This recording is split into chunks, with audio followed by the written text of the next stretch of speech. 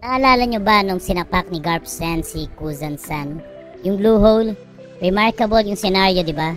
Pero mas remarkable sa akin yung sinabi niya kay Kuzan. Sabi niya, "Those who waver are weak." So this is another segment in my channel.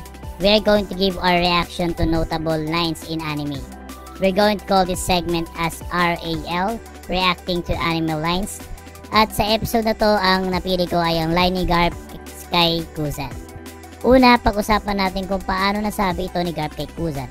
Obvious naman na nasabi niya ito dahil sa idea na biglang bumaliktad si Kuzan sa Marines.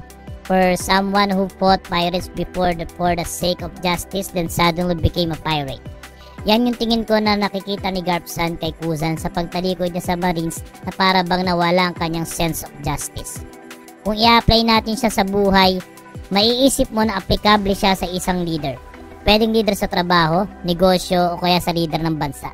Pero doon na lang tayo sa pangunahing unit ng lipunan, ang pamilya. Kung sasabihin ng tatay mo na papaluin niya ang sino man na hindi gagawa ng task niya sa gawaing bahay, pero pinagbibigyan niya yung kapatid mong bunso, nagpapakita ito ng kahinaan. May chance na mainggit o magselos kayo sa bunso nyong kapatid. So technically, negative effect, diba? Pero kung lahat ipapaluin kapag di gumawa ng trabaho niya, matuturuan kayo maging responsable. Ngayon, imagine mo yan sa leader ng bansa, ang presidente. Pero hindi sa lahat ng pagkakataon na ang pag-aalinlangan ay kahinaan. Pwede naman kasi itong pagpapakita ng pagiging maingat sa mga desisyon at sa anuman pwedeng maging epekto nito.